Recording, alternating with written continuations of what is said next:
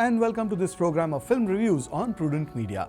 My name is Sachin Chatte and this week not a lot is happening, but we will take a look at Salaam Venky, directed by Revati.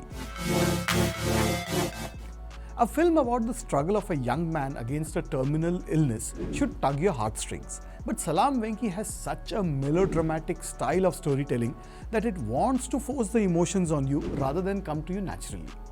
Directed by Revati with a screenplay by Sameer Arora and Kausar Munir, the film is based on a book called The Last Hurrah by Shrikant Murthy. Now, since it is based on a true story, a lot of the sentiments should come by default. But the screenplay wants to manipulate you and the background music won't let you forget that you are watching a very ordinary film. Zindagi badi honi chahiye, lambi nahi.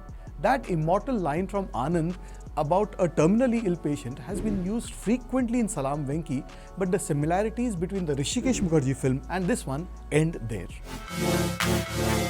Right from the first scene when we see Sujata, played by Kajol, rushing to the hospital with a 24-year-old son Venky, played by Vishal Jethwa, the film sets the tone right there.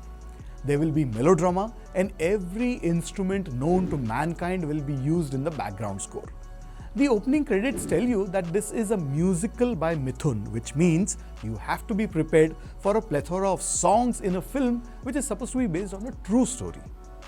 Coming back to the protagonist, Venky has DMD, that's Duchenne muscular dystrophy, where the muscles start weakening rapidly and there is no cure for it, with a life expectancy of 17 to 18 years.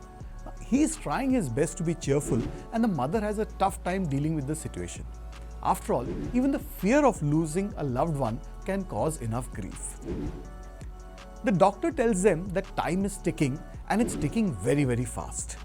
Venky meanwhile decides to donate all his organs and opts for euthanasia.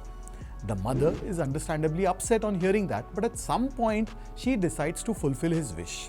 This sounds like an engaging story on paper, but cinematically there is very little going in its favor.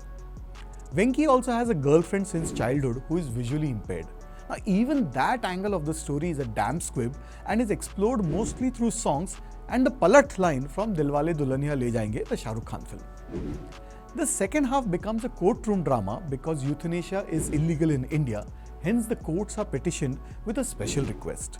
Rahul Bose plays a lawyer taking up the issue on behalf of the family, and the other characters like the public prosecutor and the judge, and everything that happens there is very, very caricaturish.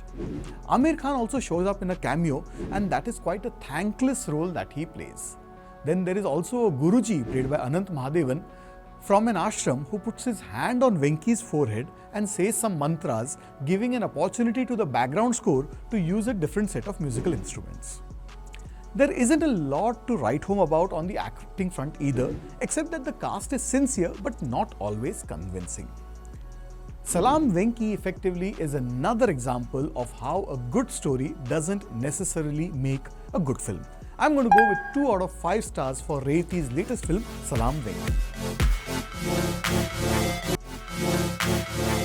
Well, that's what I thought of Salaam Venky, which was released this week. Do let us know what you think.